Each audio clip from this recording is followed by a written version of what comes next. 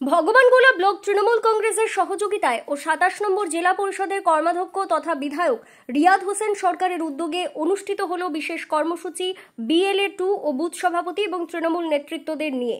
উক্ত কর্মসূচি বেশ ঘটা করে ভগবানগোলা হাই স্কুলে অনুষ্ঠিত হয়। ৫ শতাধিক মানুষজনের উপস্থিতিতে অনুষ্ঠিত হয় এদিনের বিশেষ কর্মশালা।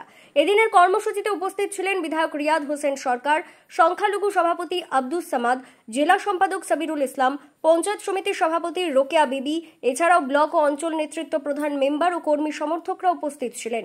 বিধায়ক রিয়াদ হোসেন সরকার মহাশয় বিশেষ কর্মশালায় মুখ্য ভূমিকা পালন করেন। বর্তমান সময়কালে পরিস্থিতি নিয়ে বিধায়ক সাহেব বিস্তারিতভাবে আলোচনা করেন। কেন্দ্র সরকারের কিভাবে নিজের ক্ষমতা ধরে রাখার জন্য ভুয়ো ভোটার তালিকাকে হাতিয়ার করেছে সেই সম্পর্কে বিস্তারিত আলোচনা করেন। সভাটি খুব সুন্দরভাবে পরিচালনা করেন সংখ্যালঘু সভাপতি আব্দুস সামাদ। শুনেন, বিজেপির নেতা শুভেন্দু অধিকারীর অনেকদিন আগেই মাথাটা খারাপ হয়ে গেছে। ওর একটা জিনিস মনে রাখা উচিত ছিল যে আগামী কাল 15ই আগস্ট ভারতবর্ষ যে স্বাধীনতা হয়েছিল, এই স্বাধীনতার সিংহভাগটাই যিনা কেউ লুঙ্গি পরা বলছেন, মানে মুসলিম বলছেন, তাদের নেতৃত্বে এই ভারতের স্বাধীনতা লাভ করেছে।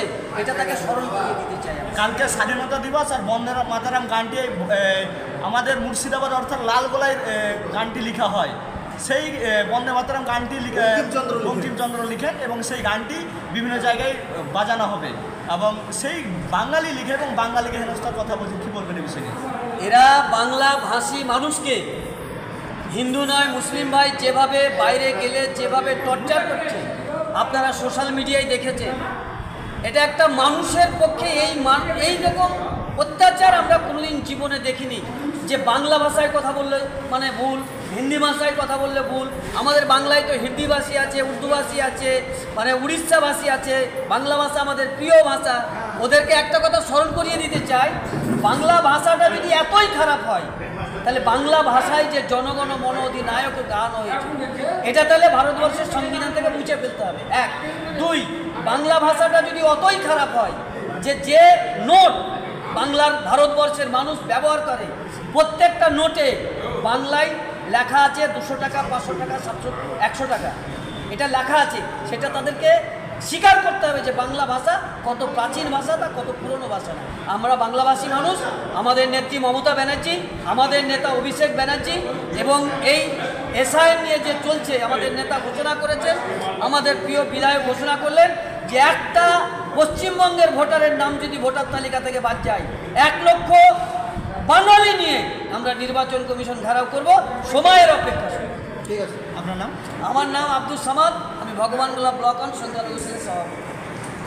একটা ভোটার কার্ড নিয়ে সমস্যায় পড়েছিল, পুনরায় কি বাংলার মানুষ ভোটার কার্ড নিয়ে সমস্যায় পড়বে মনে হচ্ছে আপনাদের? ভারতবর্ষের এখন নির্বাচন কমিশন আর নির্বাচন কমিশন একটা স্বায়ত্তশাসিত সংস্থা নয়। এখন ভারতবর্ষের নির্বাচন কমিশন হয়ে গেছে বিজেপির নির্বাচন কমিশন। এরা এখন একটা স্বয়ংশাসিত কোনো সংস্থা নয়। তাই আজকে যারা ভারতবর্ষ থেকে এই যে ভোটার লিস্টের নামে, এসআইআরের নামে তারা এনআরসি করার চক্রান্ত করছে এবং আমাদের মুখ্যমন্ত্রী মমতা বন্দ্যোপাধ্যায়ের বাংলাকে তারা বারবার অশান্ত করার চেষ্টা করছে, এটা কিন্তু বিজেপির একটা চক্রান্ত। এই চক্রান্ত আমরা রুখবই আগামী দিনে। আজকে ভগবানগোলা 1 ব্লক তৃণমূল কংগ্রেসের আমাদের জেপি নম্বর 27 আজকে রিয়াদ হোসেনের নেতৃত্বে আজকে আমরা একটা কর্মশালা করলাম। আগামী দিন যাতে নির্বাচন কমিশন যারা বিজেপির কথায় চলে, সে নির্বাচন কমিশনে একটাও ভোটারের নাম যাতে বাদ না যায় ভগবানগোলা থেকে, এটা আমাদের কাছে একটা বড় চ্যালেঞ্জ। আমরা রুখবই। এটা যেন তেন প্রকারে প্রত্যেকটা বুথে আমাদের সজাগ দৃষ্টি দিয়ে আমাদের বিএলএ এবং আমাদের বুথ সভাপতি মেম্বারেরা সমস্ত নেতৃত্ব বুথে বুথে আমরা ঘুরে এটার আমরা প্রচার করবো এবং আগামী দিন এটা বৃহত্তর আন্দোলন ভগবানগোলা থেকে। আমি মোহাম্মদ সাবিরুল ইসলাম, ব্লক তৃণমূল কংগ্রেসের ঈশানক্ষেত মজুদ তৃণমূল কংগ্রেসের সভাপতি এবং জেলার সাধারণ সম্পাদক।